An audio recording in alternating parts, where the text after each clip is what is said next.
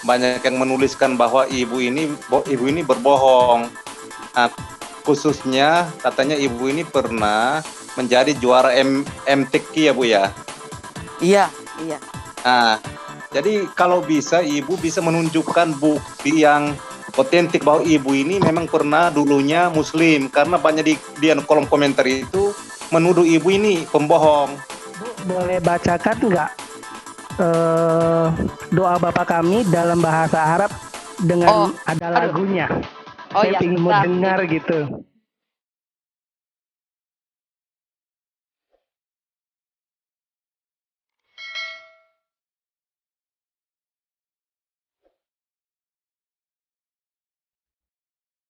Pada malam hari ini saya bersama dengan seorang ibu, seorang narasumber yang berlatar belakang Muslim, bukan hanya Muslim, tapi Ibu Fadila ini adalah keturunan dari Habaib yang yang sangat kental dengan keagamaan.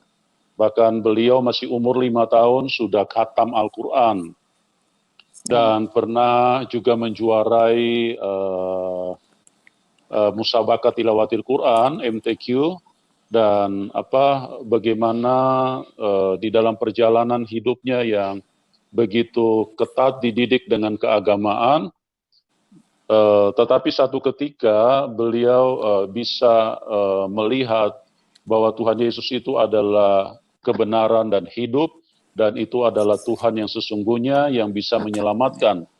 Dan pada malam hari ini kita akan hadirkan Ibu Fadila untuk memberikan kesaksian, untuk menceritakan bagaimana Ibu Fadila bisa berjumpa dengan kebenaran yang membuat akhirnya dia yang tadinya tidak percaya sama Tuhan Yesus, dan saat ini dia justru sudah menjadikan Tuhan Yesus sebagai Tuhan dan Juru Selamatnya. Ya, kita sambut Ibu Fadila, dan ruang dan waktu kami beri kesempatan kepada Ibu untuk memberi kesaksian bagi banyak orang, bagi banyak penonton YouTube yang sudah dengan begitu haus, begitu rindu untuk mendengarkan kesaksian Ibu. Monggo Ibu, silakan Bu Fadila. Shalom Aleichem Besem Hamasiyah. Salam sejahtera buat seluruh umat manusia di muka bumi ini, terutama yang sudah percaya akan Yesus Kristus, bahwa dialah juru selamat, dialah Tuhan yang agung. Nama saya Fadilah Barakbah, Asegaf Barakbah. Saya lahir dari keluarga Habib. Saya dari kecil sampai di usia 35 saya ya memang keturunan Muslim. Dari kecil didikan Muslim, pesantren kental dengan saya. Saya itu 8 bersaudara, tapi kakak saya nomor 1 meninggal dunia. Jadi kami 7 bersaudara, saya anak nomor 4. Nah, dari kecil saya memang sangat respect sekali dan sangat memang kental keislaman saya. Di antara 7 bersaudara ini memang disebut paling kental itu saya tentang keagamaan. Dari kecil saya itu diberikan Tuhan kelebihan bisa khatam Al-Quran usia 5 tahun. Pada masa itu sangat luar biasa anak usia 5 tahun bisa khatam Al-Quran pada masa itu. Dan saya diarak, dan waktu kecil senang sekali ya hal-hal seperti itu, diulu-ulukan saudara, teman, dan selain sebagainya. SD negeri biasa, saya di Provinsi Jambi ya, saya asli Jambi, tapi kakek saya ada turunan Arab juga karena Habaib. Kemudian kakek saya tuh kurang bisa berbahasa Indonesia. Jadi keseharian kami kalau dengan njit, saya njit panggilnya ya Pak ya. Master ya, kalau kakek tuh njit tuh kurang bisa bahasa Indonesianya, kurang fasih. Jadi ketika dari usia 5 tahun saya khatam Al-Quran itu, saya itu, bapak saya sangat menyayangi saya karena keluar biasaan saya dengan Al-Quran ini. Saya bisa mengajikannya, Kalau kita mazmur ya, kalau di Kristen Koptik memazmurkan ayat-ayat itu dengan nada lantunan nada yang luar biasa. Saya pun juara MTQ ketika itu. Saya masih kelas dari kelas 4 sampai kelas 5 waktu itu SD. Saya juara MTQ sampai nasional. Nasional itu tingkat anak-anak. Kalau sekarang itu MTQ itu luar biasa, Pastor. Perkembangannya ada mungkin kalau zaman saya itu paling murotal dan tilawah. Kebetulan begitu saya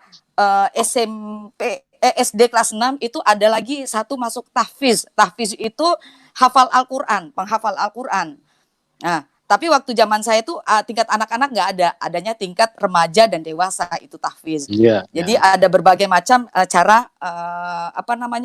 melantunkan ayat Al-Qur'an itu. Nah, kemudian SD saya seperti biasa anak-anak pagi saya sekolah, sore saya sekolah madrasah waktu itu.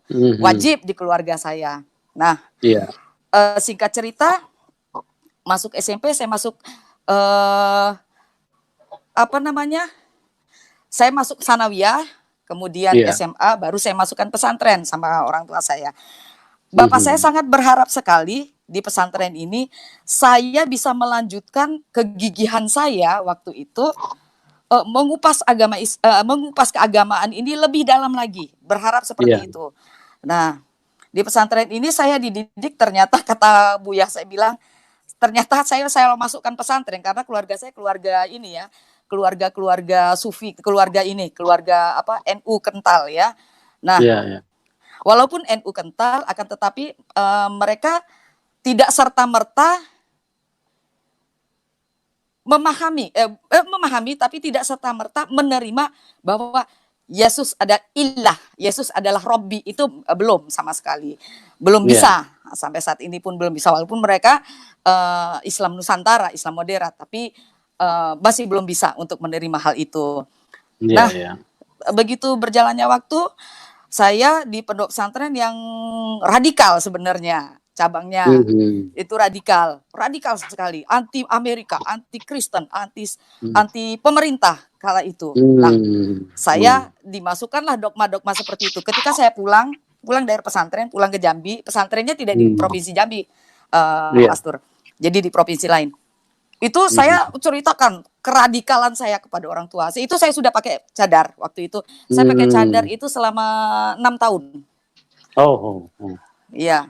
Terus Bapak saya kaget. Kalau zaman dulu mungkin Pak Yusuf pernah lihat ya, membedakan kalau zaman dulu tuh orang pakai cadar itu aneh ya zaman dulu.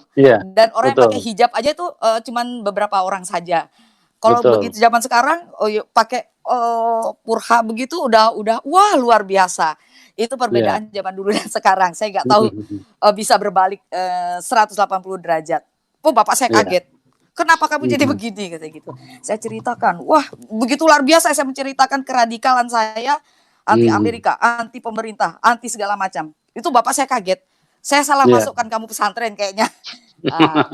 Akhirnya berjalannya waktu, saya dipersiapkan sebenarnya sama orang tua saya untuk belajar detail tentang agama Islam dan untuk belajar detail tentang perbandingan agama. Nah, di SMA saya tidak begitu mengakar ya untuk bisa tahu detail tentang kekristenan. Hanya mendengar selentingan orang gosip-gosip, rumors yang selama ini yang waktu itu saya terima. Bahwasanya Kristen itu seperti ini, Kristenisasi itu seperti ini, Kristen itu begini begitu. Itu dogma yang saya terima. Jadi istilah cerita-cerita yang saya terima, dan itulah yang menanamkan mungkin sampai saat ini pun begitu, menanamkan umat Islam zaman sekarang pun begitu, bahwasanya orang Kristen tuh licik. Bahwasanya orang Kristen itu jahat. Jadi kita udah ditanamkan dari cerita, dari propaganda yang ada. Dari zaman dulu sudah begitu, Pastor. Zaman sekarang lebih luar biasa lagi saya lihat ya. Tapi puji Tuhan, Kristen itu semakin diinjak, semakin mengakar dan bertumbuh, saya lihat. Amin, amin. Haleluya. Dan itu saya rasakan ketika saya mendengar teman saya pelayanan di Jambi itu bilang, sudah, kalau zaman saya dulu, orang, gereja itu susah sekali bertumbuh di Jambi. Sekarang luar biasa, di mana-mana ada. Itu menunjukkan bahwasanya Kristen bertumbuh luar biasa, saya lihat ya. Itu di Provinsi Jambi saja. Nah, di situ saya baru menemukan dibilang kejanggalan mungkin terlalu vulgar ya. Cuman mungkin iman saya mengimani ketika itu ada sesuatu yang tersembunyi. Menurut saya, yang tersembunyi, yang sebelumnya saya tidak tahu. Dulu saya membaca Al-Quran ala kadarnya, saya ngerti artinya. Jadi sekali lewat gitu loh, Pastor. Jadi misalnya saya ayat ini, misalnya Bismillahirrahmanirrahim, Alhamdulillahirabbil alamin, gitu-gitu. Cuman sekali lewat, tahu artinya Bismillahirrahmanirrahim dengan menyebut nama Allah yang Maha Pengasih Penyayang. Cuman sekali lewat. Alhamdulillah, segala puji bagi Allah Tuhan semesta alam. Cuma sekali lewat.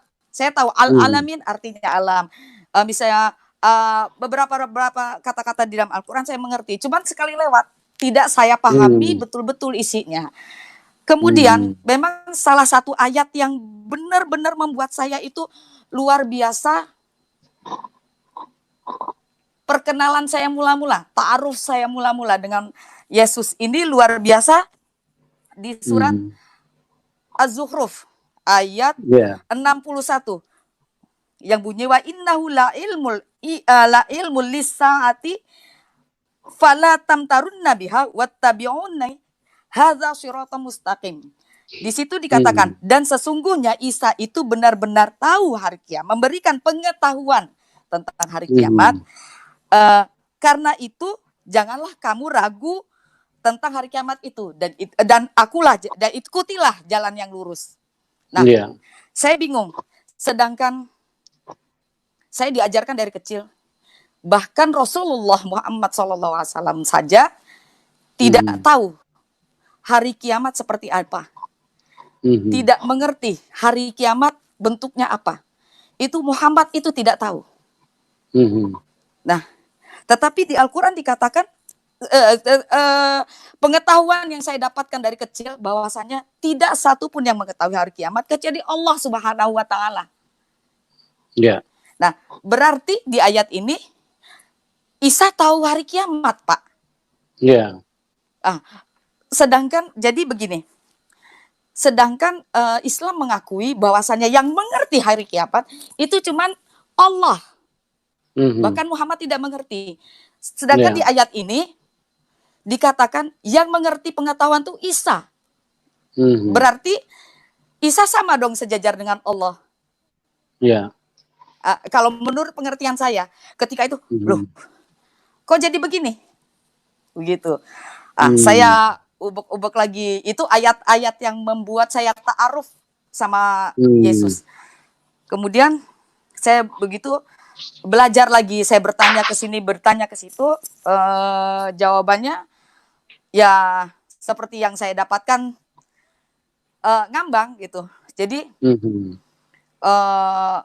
oh itu asbabun nuzulnya begini, oh itu ada pembenaran yang lain gitu. Tapi di ayat-ayat yang lain ketika Isa bilang sejahteralah kamu ketika kamu sejahteralah engkau, kata Isa, kata Al-Quran, dan kesejahteraan semoga dilimpahkan kepadaku. Di surat Maryam, ini surat favorit saya sebenarnya.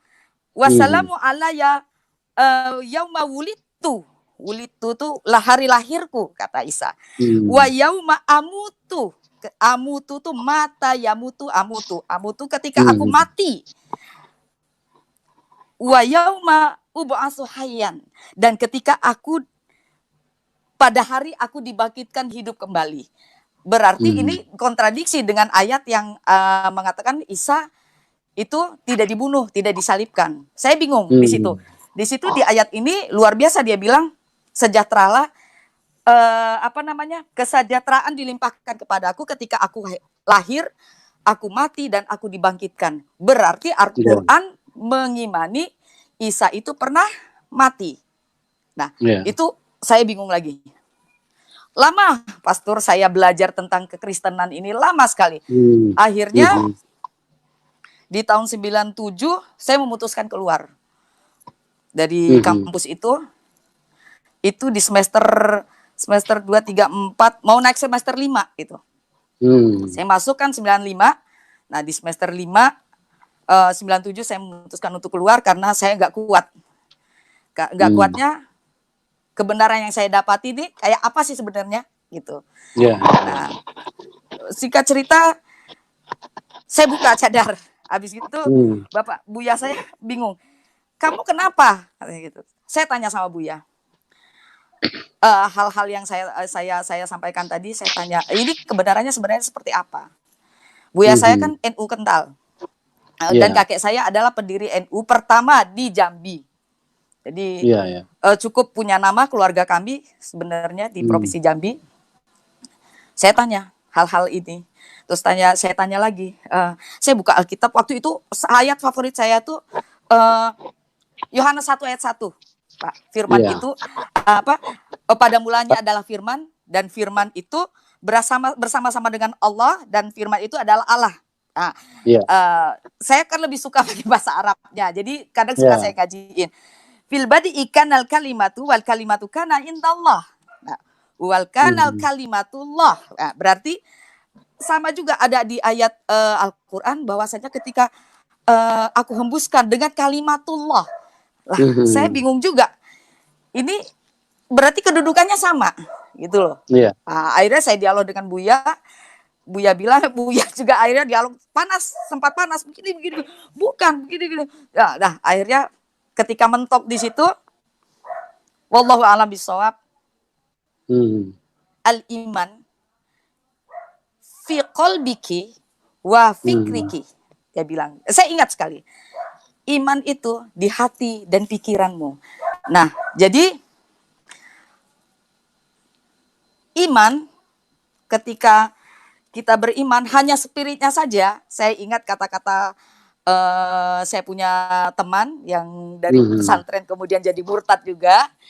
Tim kami ini, tim saya penginjilan juga. Itu Ustadz, beliau ini, kami manggil Ustadz. Iman itu ketika kita bicara tentang spiritnya saja, ente jadi dukun. Tapi ketika kita bicara pengetahuan saja, ente jadi ateis. Jadi semua harus selaras. Makanya saya ingat ke pesan terakhir Buya saya itu al-iman fi qalbiki wa fikriki. Di situ saya lihat ternyata benar. Tapi di situ saya belum saya pegang engkau Tuhan Yesus dan saya percaya engkau. Belum. Nah, akhirnya saya nggak tahu mau ngapain. Akhirnya saya bilang saya lepaskan ke saidahan saya Syarifah waktu itu karena saya dinubuatkan untuk meneruskan pesantren keluarga kami karena saya bilang saya nggak sanggup, saya nggak bisa karena iman saya ini kayaknya ada sesuatu yang tersembunyi, saya bilang. Wah, keluarga luar biasa ngamuk dan marah. Saya pilih lari. Waktu itu pas pergi, saya bukan lari tapi pergi. Pas 10 hari bapak saya meninggal. Bapak saya meninggal pun itu saya yang rawat beliau memang karena ke kamar mandi sekali stroke kan. Dan beliau bilang saya mau bertemu Fadilah. Akhirnya dia genggam tangan saya kalau stroke karena stroke udah luar biasa parah. Beliau nggak bisa ngomong. Terus begitu ketemu saya beliau nangis, cuman kata-kata sebelum beliau meninggal ketika masih bicara normal itulah yang tetap saya ingat sampai saat ini bahwasanya itulah iman. Nah, ketika bapak saya meninggal 10 hari saya berangkat, saya memutuskan nggak tahu mau kemana saya memutuskan untuk ke Jawa, ke Jogja kala itu. Saya nggak tahu mau ngapain. Abang saya ada di Jogja juga, kuliah di Muhammadiyah waktu itu. Abang saya agak marah juga. Karena pas saya pergi ke Jogja, abang saya masih di Jambi karena ngurus masih ada tahlilan sampai 40 hari segala macam gitu. Ketika waktu itu bapak saya meninggal. Nah, dalam kala itu pastor ya, saya nggak tahu ini mungkin sudah jalan Tuhan. Saya percaya itu. Saya percaya sekali ini jalannya Tuhan. Saya nggak tahu mau ngapain. Yang jelas saya bilang, Allah tolong saya. Saya tidak tahu mau ngapain. Saya ini perempuan. Saya ini perempuan. Di sini walaupun ada saudara, tapi itu tidak membantu banyak untuk saya. Dan Buya saya barusan meninggal. Saya bilang. Akhirnya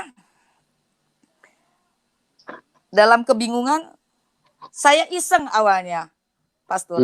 Iseng masuk ke salah satu kampus seni di Jogja waktu itu. Padahal kampus seni itu susahnya luar biasa untuk kita masuk ke sana, apalagi jurusan musik. Saya nggak tahu mau ngapain. Jurusan musik lolos, puji Tuhan.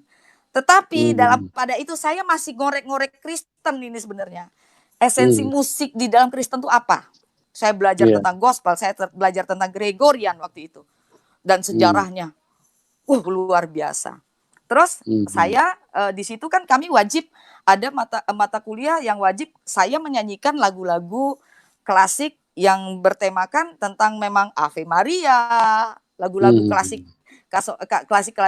Katolik Romawi kan harus itu wajib. Nah, berjalannya waktu karena di kampus ini banyak orang Kristen kan ya, sudah pasti. Saya itu satu kos sama orang Kristen. Satu kamar kan berdua waktu itu sama orang Kristen. Kristen taat sekali ini Pak, taat sekali. Kami kan sama-sama taat. Saya masih sholat, masih ini, tetapi hati saya nih nggak tahu mau kemana karena saya nggak tahu. Kalau saya tidak menyembahmu Allah, berarti saya ateis dong. Saya tidak percaya Tuhan. Saya bingung waktu itu. Sedangkan saya belum percaya Yesus itu Tuhan karena masih terus belajar. Akhirnya kesini lihat dia kadang-kadang berdoa terus dia bernyanyi. Enak juga denger nyanyiannya. Begitu. Terus tiap malam saya ngaji dia nyanyi. Gantian ya. Jadi kalau misalnya malam pertama nih, malam pertama Senin ini saya ngaji duluan, abis itu kamu baca doa ya. Dan nanti hari Selasa gantian seperti itu. Nah, akhirnya saya mendengarkan puji-pujiannya itu luar biasa. Saya bilang saya bisa merinding, saya bisa apa. Berjalannya waktu bla bla bla bla bla, saya kan ngajar musik. Satu murid saya tuh minta diajari lagu saya masih ingat sekali lagu Ku mau cinta Yesus selamanya. Tahu ya Pak Pastor ya? Tahu. Mau cinta Yesus. Itu lagu bikin saya itu bisa merinding dan bikin saya tuh gemetar. Saya apakah ini Tuhan tunjukkan saya, istilahnya saya kenal di samping saya ta'aruf pertamanya dengan ayat Al-Quran itu, atau ini ta'aruf kedua Tuhan kepada saya kepada Tuhan, saya nggak tahu, tapi lewat aja. Bagus lagu ini. Saya merasa ya Aba Bapak, dekat sekali ya kita dengan Tuhan kita, seperti Bapak dan anaknya, luar biasa loh mereka. Itu saya putar-putar terus, saya nyanyikan sampai di rumah pun saya nyanyikan, di kos saya nyanyikan. Ya teman kos saya bingung, lah kamu kenapa nyanyikan lagu ini? Saya bilang enggak, itu ada murid yang belajar. Enggak apa, kamu pakai kerudung begitu ngajar. Ya enggak apa-apa lah. Itu perjumpaan kedua istilahnya. Mungkin Tuhan sudah sentil saya, sudah mau mulai mendekat. Kalau bahasa kita manusia sudah mulai mau mendekat. Nah, itu buat saya udah selesai begitu saja. Tetapi saya terus belajar. Saya putar. Waktu itu kan belum secanggih sekarang, ada YouTube, ada Instagram, ada Facebook, dulu itu belum ada. Kesininya saya cuman mendapatkan buku. Waktu itu kita kan lebih rajin membaca buku ya, Pastor ya. Buku Yusuf Roni, buku Bambang Nursena. Lebih gila lagi, saya bilang, wah ini nih kayaknya yang benar nih. Ini nih tapi masih hati kecil masih menolak. Berjalannya waktu, singkat waktu, bla bla bla bla, akhirnya saya pindah ke Solo karena pekerjaan di Solo. Udah punya anak waktu itu. Akhirnya pengenalan kedua Tuhan Yesus adalah ketika saya mendapati anak saya autis, anak saya pertama. Itu luar biasa. Tuhan benar-benar ada. Itu baru saya merasakan Tuhan benar-benar ada di saat itu. Anak saya ini prematur, 6 bulan lahir. Dokter bilang, ibu maaf kalau secara medis, dokternya Nasrani ini, Kristen. Anak ini cuma 3 bulan. Karena waktu itu 9 ons.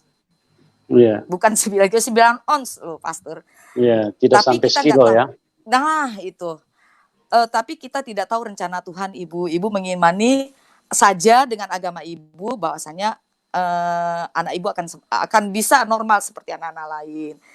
Terus akhirnya saya terus bacakan Yasin, terus pokoknya bacakan ayat kursi, ayat-ayat Al-Waqiah, semua surat saya, surat-surat yang diagungkan itu saya bacakan tiap hari untuk anak saya. Malah turun. 1 minggu turun 1 on. Wow, itu luar biasa saya. 1 bulan kan masih di inkubator di rumah sakit, saya udah pulang. Tapi ini anak saya cuma setor ASI aja. Saya di kala itu saya sudah nggak tahu apa-apa lagi. Terus pihak rumah sakit bilang, Bu ini anak turun 1 on gimana Bu? Ya saya udah doakan, sudah panggil ustadz segala macam. Kebetulan saya kenal sampai sekarang. Ini pendeta luar biasa. Dia lewat, waktu itu saya nangis, ya Allah. Terus, pendeta, ibu kenapa? Saya bilang, Bapak, Pak, saya nggak tahu. Saya bilang, ini anak saya ceritakan semuanya. Saya nggak tahu aja kenapa Tuhan suruh saya cerita sama orang yang nggak dikenal. Ibu maaf ya, saya bisa bantu doa, tapi doa secara agama saya. Ibu jangan tersinggung ya, kan waktu itu saya masih pakai jilbab. Tapi semoga dengan perantaraan ini, perantaraan doa saya ini, mudah-mudahan anak ibu dipulihkan. Itu perjumpaan ketiga saya sama Tuhan Yesus. Haleluya. Bapak itu udah doa, saya amin-amin aja.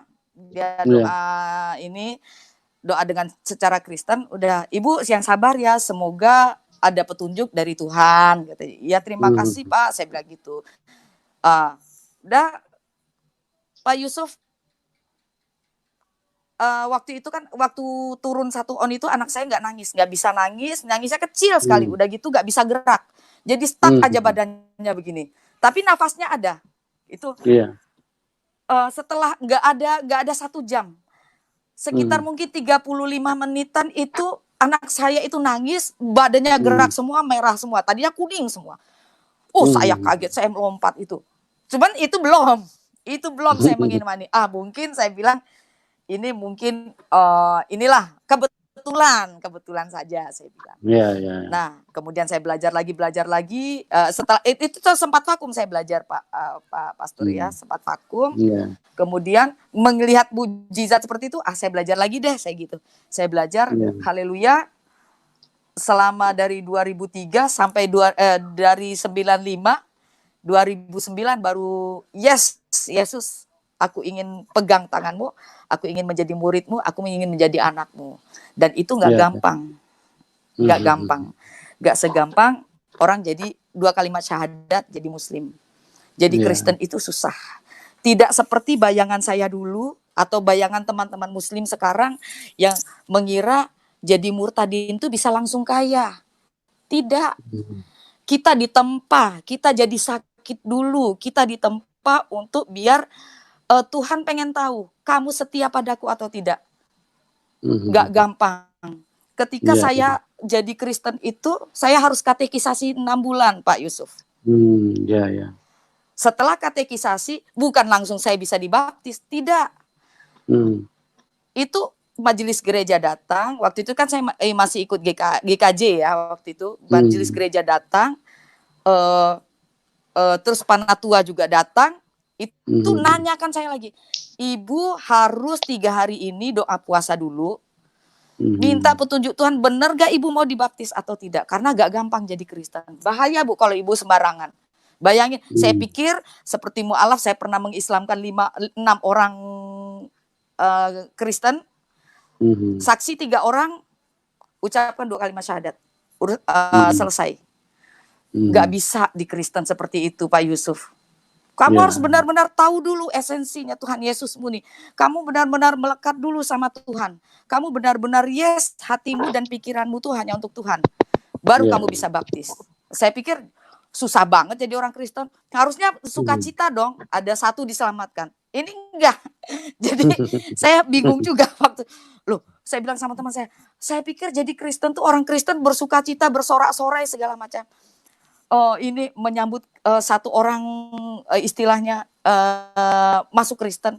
Seperti kalau jadi mualaf kan dielukan, sorak-sorai, bersukacita apa segala macam, terus dibawa apa. Terus teman saya ketawa. Kamu pikir jadi orang Kristen enak? Enggak enak. Dia bilang gitu. Kamu harus pikul salib. Ini pikul salibnya belum seberapa. Cuman bukan penolakan ini sebenarnya. Cuman peneguhan. Benar-benarkah kamu hatimu memang tertuju pada Tuhan Yesus? Oke, akhirnya di tanggal 29 di surat baptis saya ada itu, 29 Desember 2009 itu saya dibaptis percik di sebuah gereja Jawa di Solo waktu itu. Nah, ketika itulah dimulai. Ini dimulai peperangan. Maksudnya peperangan adalah dimulai saya harus memikul salib. Dan pikul salibnya nggak seberapa sebenarnya dibanding Tuhan Yesus kita. Nah, di situ saya melihat keluar biasaan Tuhan menopang hidup saya.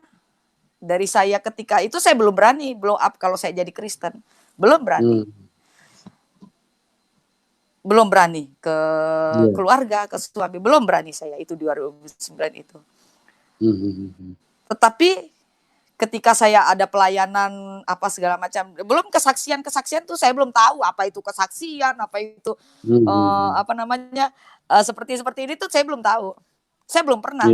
Tetapi kenapa ada aja yang tahu kalau saya sudah jadi Kristen. Saya pernah dikejar ya rombongan-rombongan mereka lah ya. Maksudnya organisasi-organisasi itu ketika itu saya dikejar-kejar.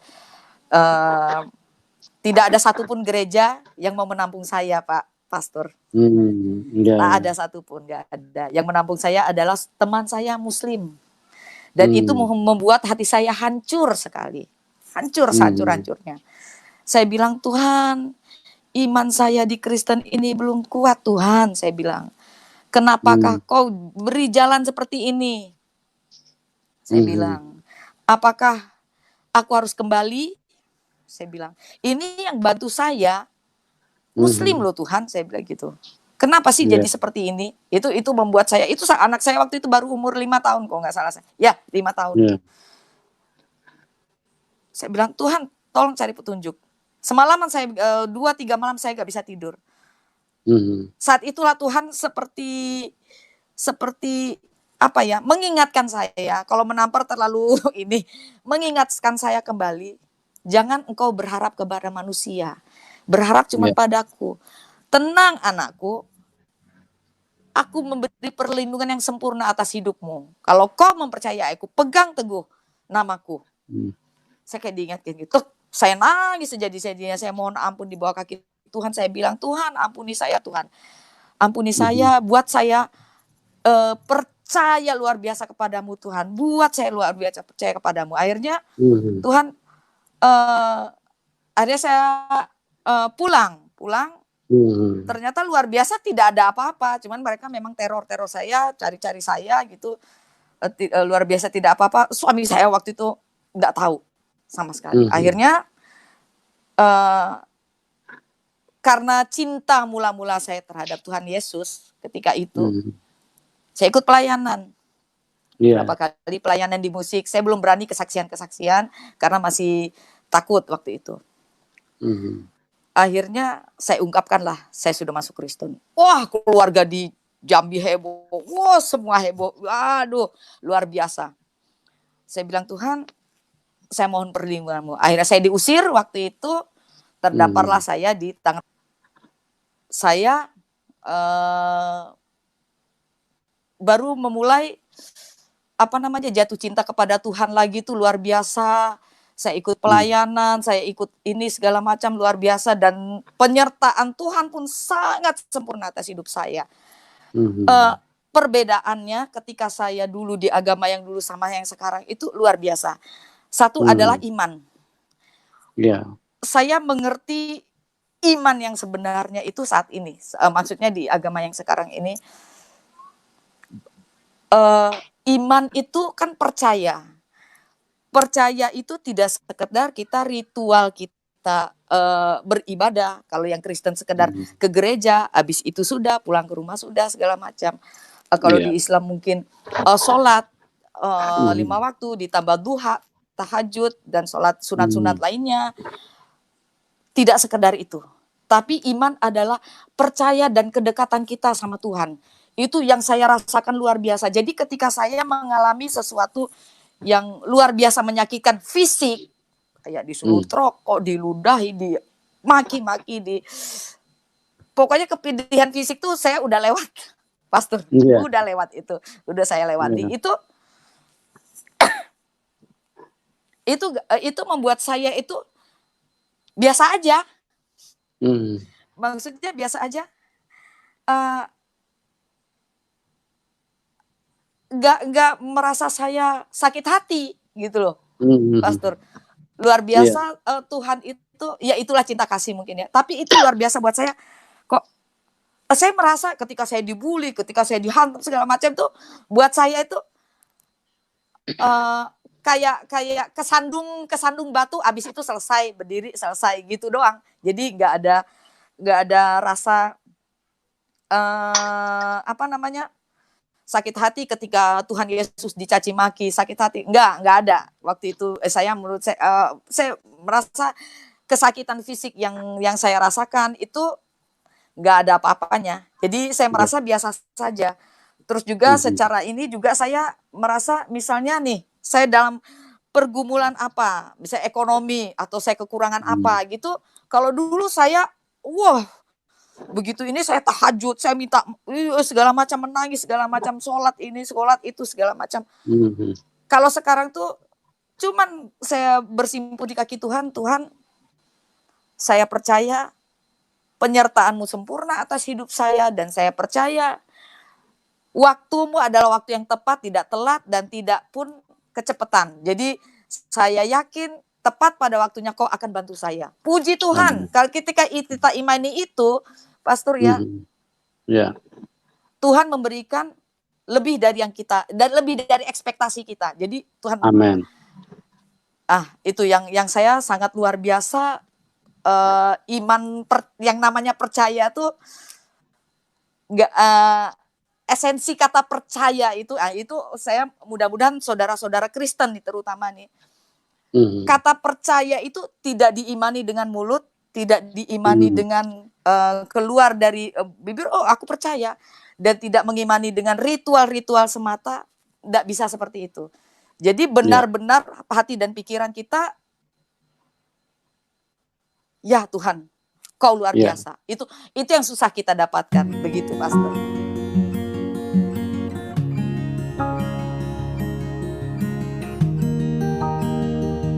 Selamat malam. Selamat malam Pak Yusuf sama Ibu selamat malam, Pak. Fadila. Silakan Pak. Ya, Bu, itu di kolom komentar itu banyak yang banyak yang menuliskan bahwa ibu ini berbohong.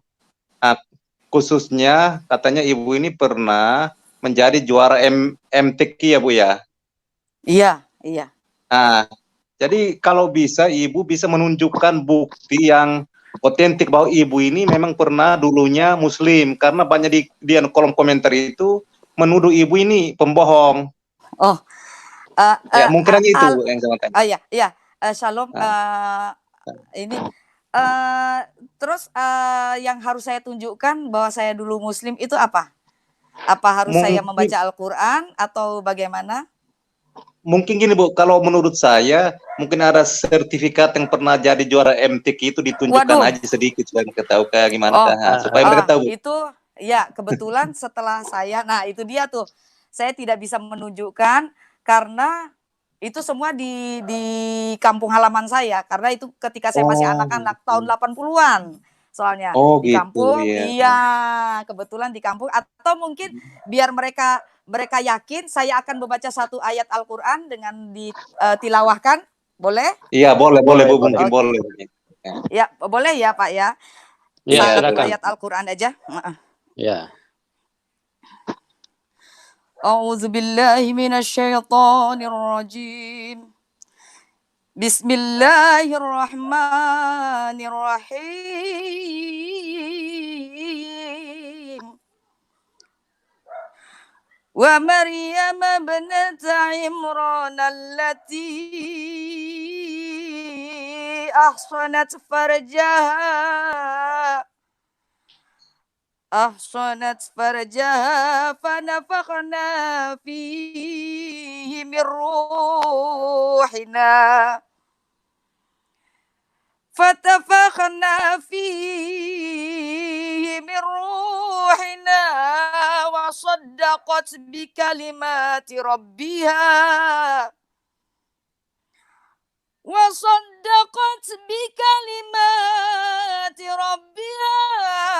وكتبه وكانت من القانتين.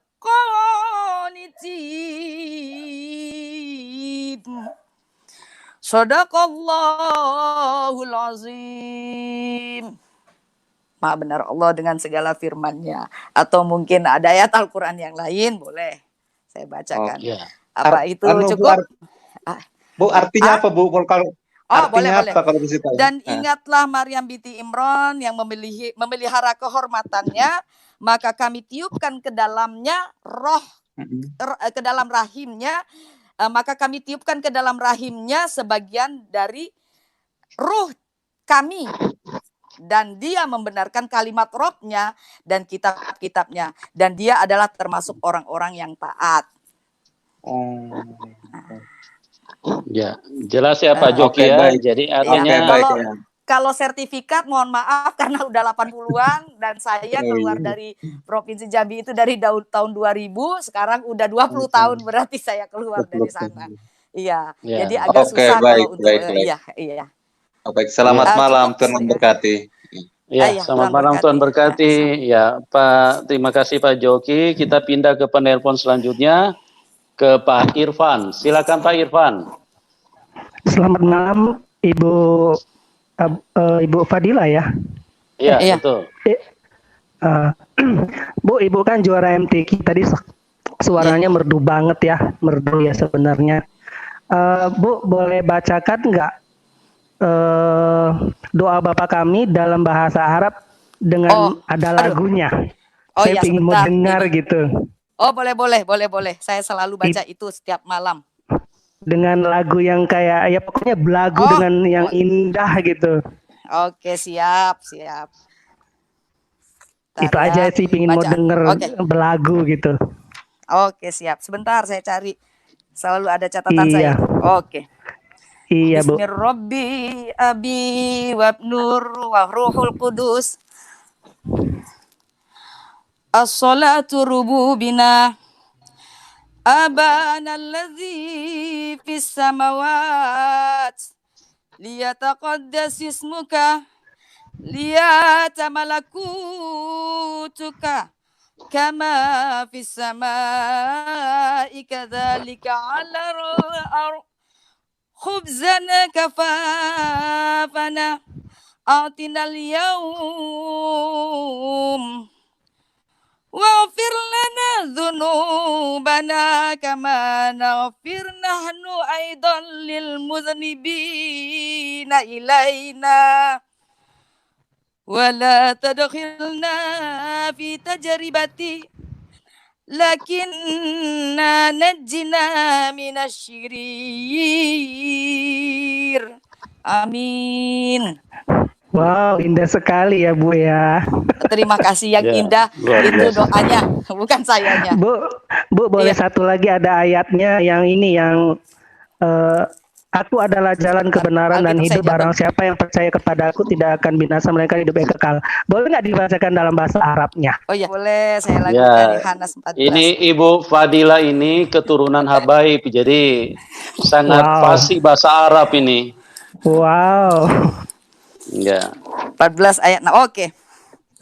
Yohanes 14 ayat 6. Ayat 6 ya, Pastor ya? Saya Ya, lupa betul, itu. betul. Ya. Ya. Bismillahirrahmanirrahim abi wa ibnu wa ruhul qudus. Ajabatu Yesu ana huwa wa ana huwa tariq wal haqqu wal hayah la yaji'u ahadun ilal abi illa bi. Itu artinya akulah jalan kebenaran dan hidup. Torik itu artinya jalan. Wal Ya. haqqu Wow. artinya kebenaran. Wal hayah Ya. artinya kehidupan. Wow, Begitu. sangat Ada diberkati lagi? sekali ya Bu. Amin, Ya. amin, amin. Itu udah lebih sangat cukup. Ya. iya. Karena Jadi, ayat-ayat ini yang paling saya suka. Oh ya, iya, ya. sama. Saya tuh tahu Eh, ayatnya, cuman apa namanya? Biasanya tuh tahu oh ayatnya ini gitu, Pastor. Iya, Jadi iya. kalau Iya. di Yohanes berapa gitu-gitu suka lupa. Masih belajar, Iya. saya masih belajar Alkitab. Ya. Jadi kalau Ya, ya, Pak Pastor. Pak Irfan, jadi kalau misalnya ada yang istilahnya tuduhan-tuduhan yang kurang sehat, yang mengatakan bahwa Ibu Fadila berbohong, ya itu kan bisa terbantahkan dengan sendirinya bahwa justru tuduhan-tuduhan mereka itu adalah fitnah gitu loh. Dari apa yang disampaikan oleh Ibu Fadila, ini membuktikan nyata bahwa latar belakang Ibu Fadila adalah seorang yang dididik di dalam keislaman yang sangat taat, yang sangat kental, dan yang sangat kuat ya. Jadi tidak bisa dibantahkan bahwa memang Tuhan Yesus itu Tuhan yang hidup, yang berkuasa, sehingga Amin, Ibu amin. Fadila punya hati yang tadinya tidak mengenal sama sekali, tidak bahkan justru membenci dan menolak, tetapi sekarang kuasa Tuhan Yesus itu tidak bisa dibendung ya. Kuasa Tuhan Yesus itu terus mencari orang-orang yang haus, yang mencari kebenaran, yang Iya, membuka hati, membuka diri. Tuhan Yesus akan masuk dengan kuasa dan kasih-Nya.